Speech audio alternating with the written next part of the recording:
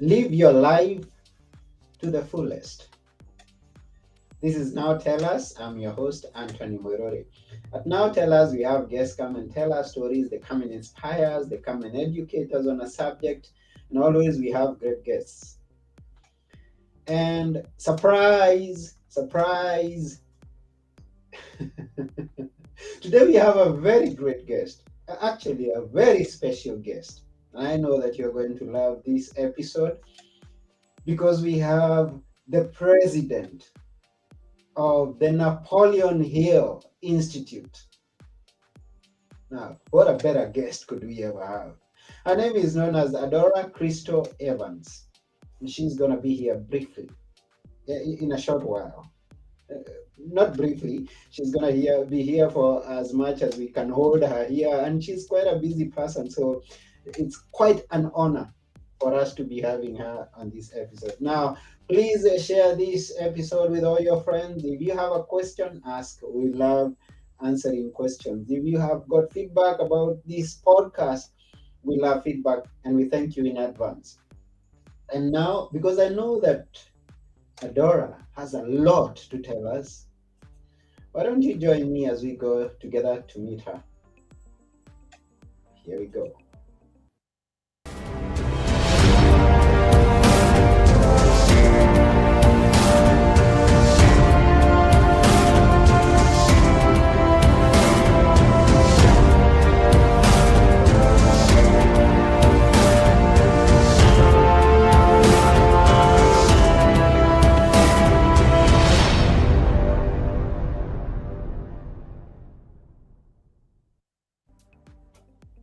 Hi, Adora. Hi, Anthony. How are you? I'm good. How are you?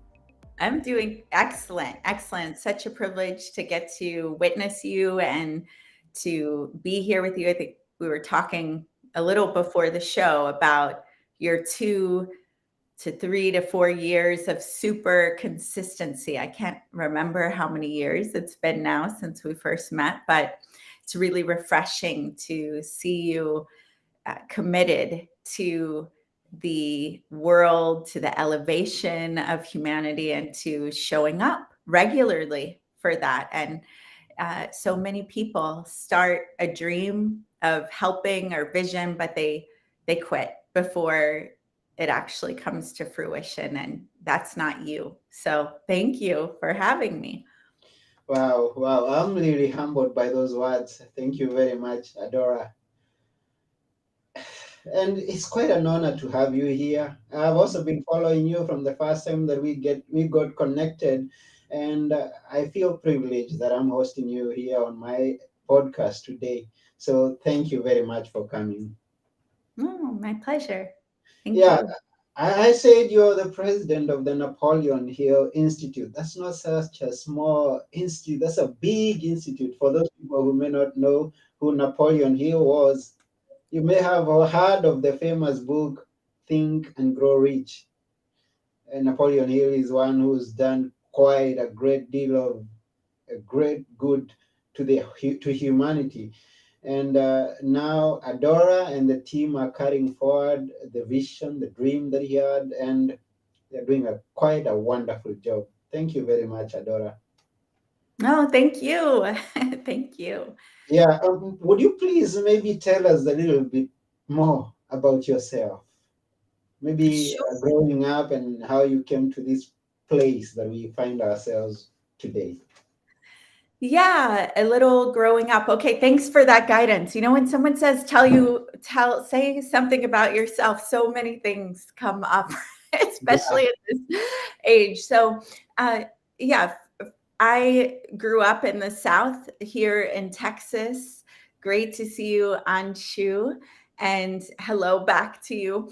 So I grew up in Texas and have a lot of Southern roots. And to explain what that means that Texas is really known for cowboys and farms and Mm. all, even though we are much more than that. And my 12-year-old, about when she was about 10, said, Mom, I hate that people think of cowboys in Texas and I've never seen a real one. I fixed that for her. But, Mhm. but personally, I did, grow up on and off an Air Force base and then spent my summers at my grandmother's farm. So I did see all of it, the chickens, the cows, the peacocks, and I really do have quite a blend of city experience versus country. I'm the eldest of 7. I lived on my own at 12 for a little bit. And then again at 15, I started living with friends and experienced a lot of life before the age of 18. Mm-hmm. 18, I met Jim Rohn on a Walkman radio with a cassette tape. I was living in a boarded up home with no electricity. And instead of paying for my electricity, I invested in a business opportunity. And at 18, in that boarded up home, listening to Jim Rohn, I got really sold on I could shift my path through spending time with mentors. And if I couldn't find mentors, the library was full of them. Right after that, I met Tony Robbins on a Walkman radio as well. And I got sold on constant and never ending improvement. So I read 85 books that year alone and listened to hundreds of hours of audio programs. And I immediately, because I took action, Anthony, I immediately began to feel the difference that this internal work would make when I applied the thoughts in action. And even though it wasn't all straight up like I imagined, it would all be like, boom, straight up. It was more like the stock market, on the rise. Yeah. I later, probably 2 or 3 years later, found Napoleon Hill, because in the back of all of those books back then, they would list their favorite books, and Think and Grow Rich was in every list in every book. And so I read Think and Grow Rich at a breakdown moment. It was one of those moments other people may know where you have these high expectations for yourself, and yet something is showing you're not meeting the measure. And I was feeling alone, unsure, and I was definitely at enough is enough.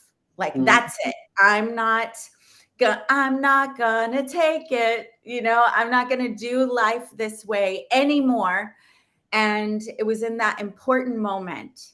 And I say important moment because everybody's had that moment, whether it's with your diet, it's in a relationship, it's in a job, it's in a business, it's in a way of thinking where you went, I'm so fed up. Enough is enough. And it usually comes from some negative emotions stacking up, right? And often that doesn't feel good. It doesn't feel good. But there's this moment that is absolutely magical where when you really get to that point of enough is enough, and then you open, it's a high point of leverage where either you reach for something that is going to be finally getting your body right, finally writing the book, finally going for the business, leaving the relationship, or getting into a dating site, or investing in a mentor. It's a moment where you've got enough anger, fed upness, disgustedness with either reaching and taking action on the thing that will absolutely shift your legacy forever and the legacy of your family, or you'll think about and kind of lick your wounds and tell other people and feel depressed and eat ice cream. And you may still eat ice cream, okay, in that wake up moment. But and what happens is, in those beautiful moments, we either reach for something that shifts our lives forever and take action on it, or you circle the drain, I call it, and feel sorry for yourself and tell yourself I'm going to do something, and then the moment passes. Right? And you get distracted. A great TV show comes on, a friend hugs you, you realize life isn't that sucky, and something happens there. I'm camping out here for a reason. I don't know why. Maybe someone is having that moment, or maybe you haven't realized it, or maybe you coach someone and you're not realizing how important those breakdown moments are. There's a breakdown moment, and there's an energy right after that you either grab and you use it to run to the calling that's calling you, the new standard, or you use it to affirm that you suck and life sucks and people suck, and or I'll do it tomorrow, next time, but you have a choice. And so in that moment of breakdown for me, and it was a major breakdown, I was not winning as a mom, as a career person, as a visionary, as a network marketer. I was not winning as a friend. I was having a really tough moment. I was probably 23. I'm 45 now. I know I look so young, but just Young. come on, I'm praying that in all the time. It's in my self affirmations. I get more beautiful and healthy every day. Hi, beautiful Carlene. And so when you have those moments, you get to choose what it is for you, right? And I chose in that moment. I read Think and Grow Rich, and I signed up for Landmark Education. And I wrote down, as I was reading Think and Grow Rich, I let myself be wild in my thinking and imagine anything was possible. And this is another point here is, and we can come back to this, but let's remember to come back how to let ourselves imagine freely, okay? Yeah. Because even the smartest, most goal-oriented people often get a little constricted in that area. And this desire and the ability to freely desire without limitation is major in being able to break through to living our lives to the fullest. It really is. So anyway, back to this story. So there I am, and I write down, I'm looking at Napoleon Hill, and I'm going, dang, this guy, he interviewed all these successful people. And at that time, it was only men, right? But we've learned since then he was reading about women as well, and reading different women leaders. But I thought that seemed to really work out for him. I think it would be really cool to get to interview these thought leaders, like these successful people. But I want to be paid for it. He did it for free. I want to be paid for it. And I wrote that down in a whole bunch of other things, everything from like living on the beach to, how I would feel, how much money I would make. I really just filled up this thing. And so that was interesting too, because some people think you got to have just the perfect focus. And hi, Joyce. And we're doing a Napoleon Hill mastermind cruise.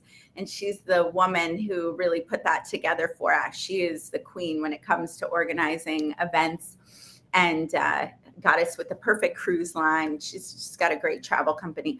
But so I wrote that down, and Anthony, someone I knew, no one knew I'd written this down. Nobody knew I was in this desperate, I'm done with what I've been and I'm ready for this major leap.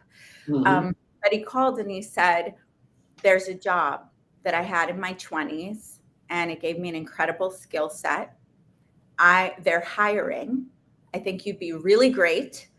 I can get you the interview, but you're going to have to pass all the psychology tests and win it, right?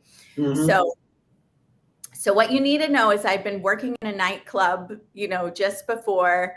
And so I go and I get really boxy suits, as plain, I go to Ann Taylor. I try to look older. I put my makeup on to look older and very mature. And I got the job. And the job was as a producer on the Discovery Channel for Pat Summerall. And what I had to do was interview successful people all day, uh, and see if they were qualified. So they were all revenuing more than 10 million a year, which I could barely imagine at that time. Now Mm-hmm. I know it's doing really good, but it's kind of scratching the surface of Yeah. wealthy right here, right? And I wasn't even done. I wasn't even done with the book, Mm-hmm. Anthony, Mm-hmm. and I was already living what the book said, which, that book has been responsible for, I mean, Oprah, Bruce Lee, all these different people, Tony Robbins, refer to Napoleon Hill and Think and Grow Rich. But I got really sold, Mm-hmm. and it opened the rest of my career and the rest of the things that I got to do. I got to help Christine. She's the executive producer of Destination Divas and Dining Divas. So, and I'm a host on her show. So great to see you here, Christine. So, anyway, it opened up everything and really set my path. And it's still very core. And I had no clue that it would land me here where we are now. I mean, I've done a lot with the Napoleon Hill Foundation over the past 20 years. I believe in the work. It's foundational to every success, just about every success teacher. It's a core book in their library or a core teacher. Mm-hmm. But it's a total, privilege to get to serve with the visionary leaders at both the Napoleon Hill Institute, the Napoleon Hill Foundation, and now what we've got going with Russell Brunson as well. So, is that what you were looking for, Anthony? Yeah, exactly, exactly. Okay, And good, you actually added much more than even what I asked for, and this is very kind of you. Now, and it's It's interesting. kind or it's an over talker. Well, you let me know later, okay, Anthony? Now, this is now tell us. You're tuned to now tell us. So once you're here, you can tell us anything that you feel like telling us. That is especially going to be inspiring to someone who's listening. Because for the time that we have been connected with you, as you say, I've always followed you, and every time that I see a post that you do, I'm inspired more than I was yesterday. And talking of the way that you've come up to this point, isn't it interesting how one thing leads to another, and then to another, and then to another, and then to another? How do you define that connectivity that takes you from one step to the next, rising every single day? How do you define that? Adventure, mystery, magic, God All working. together. Yeah. So, I love and live in the connectivity and the synchronicity. And one of the core driving things in my life is, so I didn't discuss it. 15, I had a spiritual awakening where I Mm, realized that there was a God, and that higher intelligence, different people have different names for it, but for me, I was definitely feeling lost as a girl, and to suddenly realize there was a father, a protector, a mother, something that was totally caring for me, and mm, everything about me mhm, was, it was not only important, it was necessary for my survival and well-being and mental and emotional picturing. And it is still the core filter that I filter everything in life, is this knowing that there is a higher calling and a higher connection, and that's not just for me, that's for everyone. So that's what's so cool about then when you choose a definite purpose, or you have a vision for yourself, which everything from the Bible, without a vision, the people perish, to Napoleon Hill, to leaders. Every great book often starts, well, what's your vision? I heard a speaker once use this analogy so well in that show Alice, or the movie Alice in Wonderland, mhm, when the cat is sitting there and asks Alice which way, where is she going? She's mhm, looking for directions. And he's basically saying, well, where do you want to end up? And she's like, I don't really know or care, pretty much. I'm paraphrasing all this. And he says, well, then it doesn't matter where you go, just you'll end up where you end up. So when you have a vision and you choose powerfully a vision, and there's a way to do that. I love, choosing from, I think it's important to find out who you are and to know what you're authentically aligned with, and that's a whole discovery in itself, right? Who am I? What am I here for? What do I want? What do I love?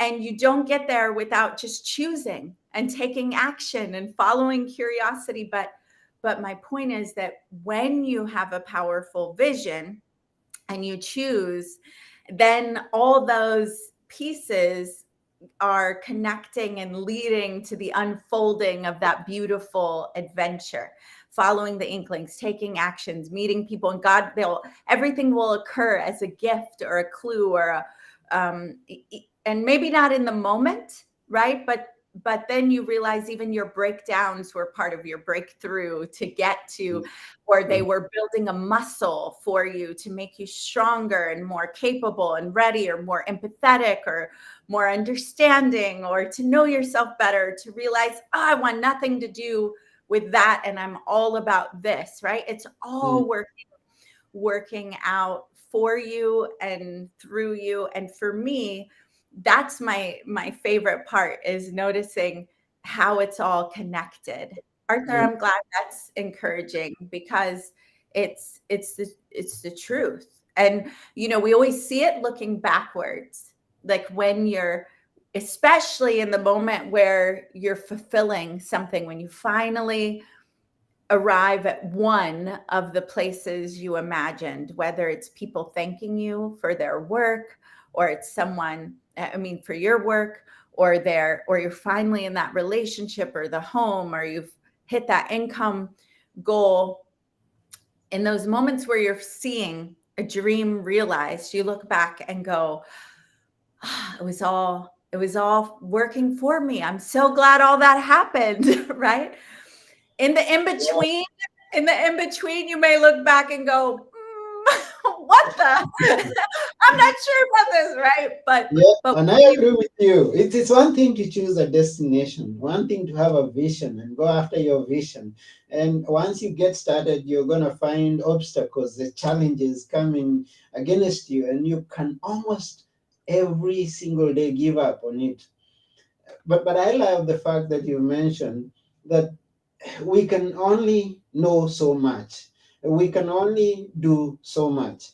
But it's only when we release ourselves to that higher power that is above us, once we surrender our vision, we surrender our dream to that higher power that is watching over us, our Father. uh, it's only then that we can be assured that we are going to get there despite the challenges and the obstacles that we meet along the way. Stay committed on the path and release yourself to the higher power to make it complete. Well, I need to jump in, because I agree with that half. So Go for ahead. me, that is the truth. I must release to this higher power. It's how I'm happiest. It's how it's the most magical. It's how it's the most authentic and congruent and aligned. It's when I feel the most peace and pampering. But there are people who do not believe in God, who do not release their vision, but they set the law. They work with the laws of success. They work with a vision. They work the principles, and they still hit star athlete or musician or great business, or so I don't know that you must surrender to God for it to all work out. I think there are people that lots of things are working because they're working with the laws of the universe, or the laws of a higher power. For me personally, I'm not happy, and it's not fulfilling, because all of those things, unless I'm connecting and surrender to this higher power, and things are much easier because, I'm not carrying it all on my own, and the resources become much bigger when it's God's resources versus what I've accumulated or acquired, or what my limited vision. So that's through my perspective. And if I was teaching anyone, I would say absolutely you must. It's my prayer for my children and my children's children, and that they know God and feel that. And I Mm, think there are a lot of people who don't have a God that are walking under immense pressure and obstacles and lack of meaning and connection. But mm. that's a speculation because I'm not in their brains, right? I'm not in their The experience.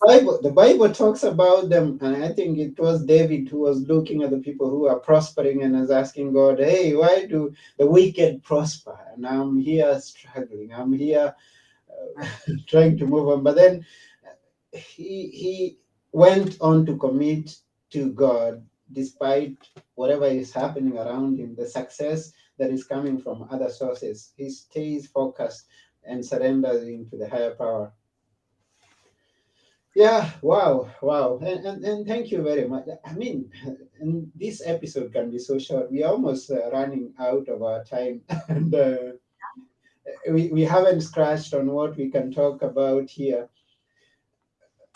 And our episode is titled Live Life, Your Life to the Fullest. We have actually touched on a bit of them, of the way to live your life to the fullest, but maybe you can give us a few ideas, tips, or whatever you may call them, how we Yeah. are going to live our life to the fullest. Yeah. Well, I Focus think what we on that. talked about is pretty powerful because we're talking about the laws of success, Yeah. but we're also talking about God. And for me, Mm, that it wouldn't, if I didn't say God, and other people have other words, Allah, Yahweh, infinite intelligence, which I think they're two separate things. I think infinite intelligence is part of the laws of God, kind mm, of like the internet is an expression of, and the way it operates is an expression of our intelligence, but it's not God, right? mm, Google is not God, right? So it's a reflection. I think infinite intelligence and even the laws of the universe are put in order by the highest light, the highest power, God, name above all names, right? And we can try, but so for me to live to the fullest, absolutely having a connection, that is number one. If you're asking me, in my mm, opinion, that is the truth. And surrendering. But then the second part is, you were designed uniquely and loaded with a design, just like a bird desires to fly because it was designed to fly. You have a unique design, and you're called to express and be and move in a way that you've been designed for, and mm, finding that alignment and then committing and not waiting for something outside of you to land. Here's what you're here for, setting a vision, going after it, and then resurrendering and asking God, okay, what is it? But I think some people wait. In my 20s, I'd be like, what's my purpose? What's my purpose? What's my purpose? And I let my emotions, symbols, signs throw me all over the place because I wasn't checking in. The kingdom of God is within you, right? So the queendom of God is within you. So we've got to act in some certainty and not let emotions and signs and all that. And we also can't be like, well, it's God's will that I'm poor. It's God's will, because it's not. You look at, God has called to bless and prosper and lead us. So surrendering it is like allowing God to be blamed for your giving up, right? And that's not the answer either, right? mm, Well, I guess God just didn't want it. No, you didn't go to counseling. No, you didn't go find a mentor. mm, No, you gave up, right? So I'm not into that either. This like whatever God wants, even though I absolutely surrender the vision to God and I release control and I ask God to set my thoughts right thinking, right action. Okay, so that's one thing.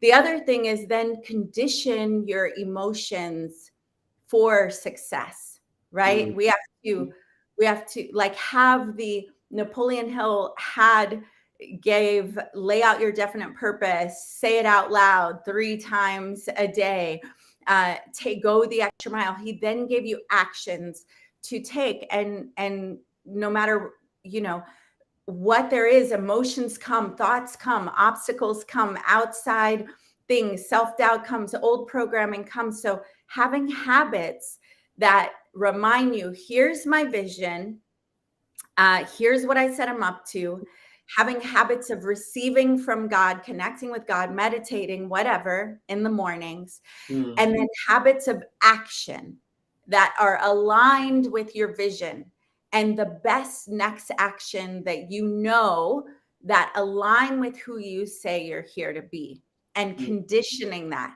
So, and then keeping your word. You know, in the beginning was the word. Our word is how we co-create in mm, here, out there.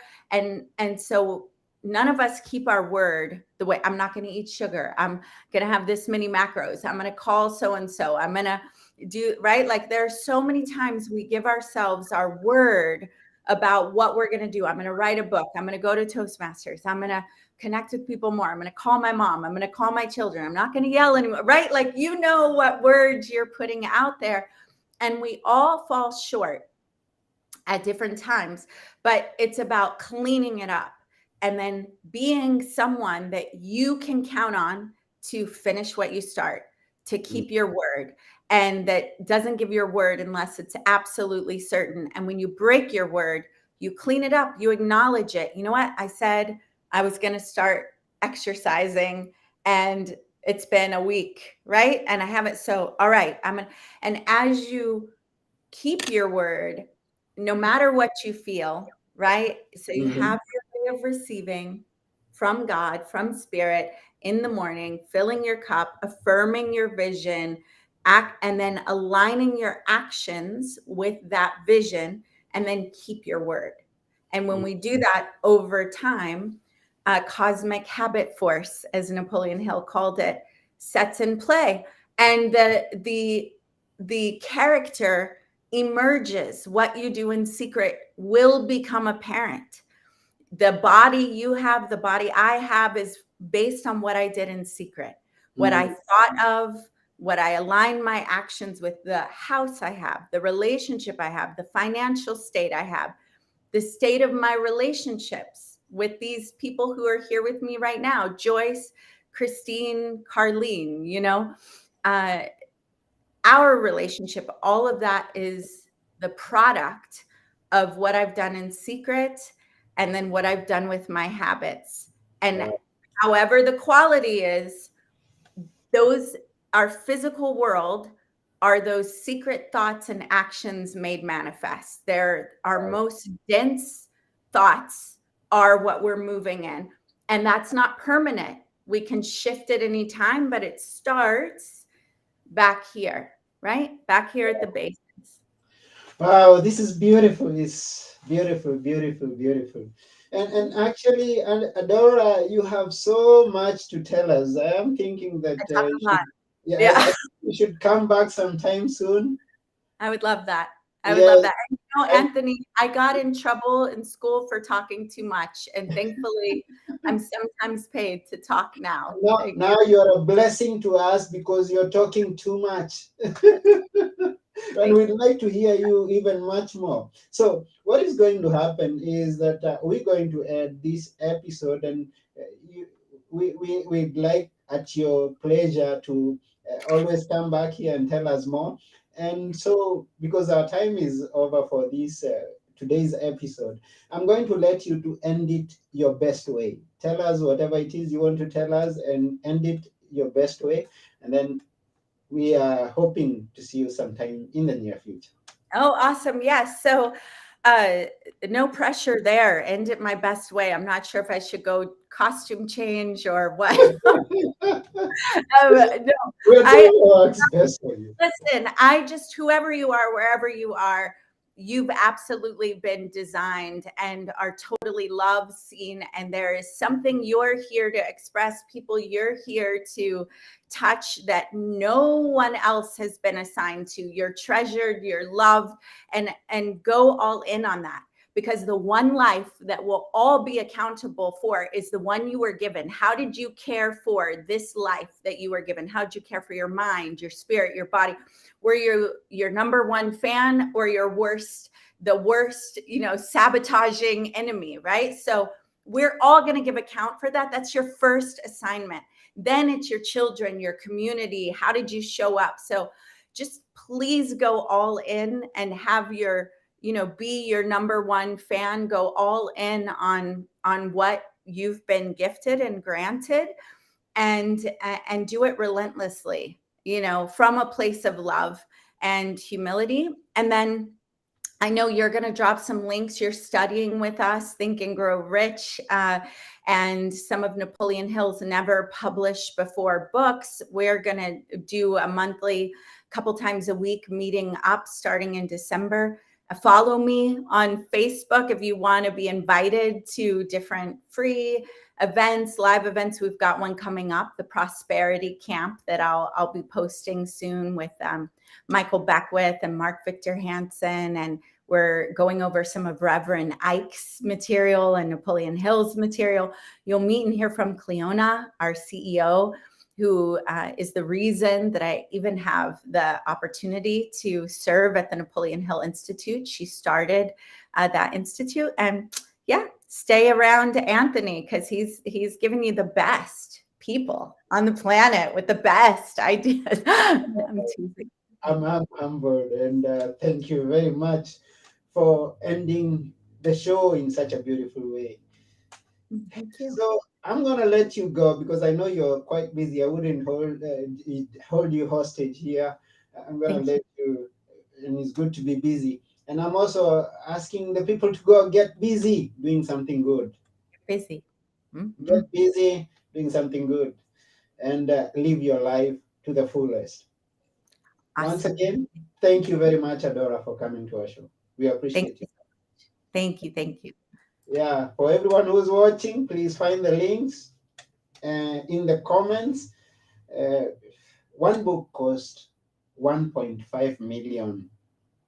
Go find out what that book is and why it costs that much. And also connect with Adora.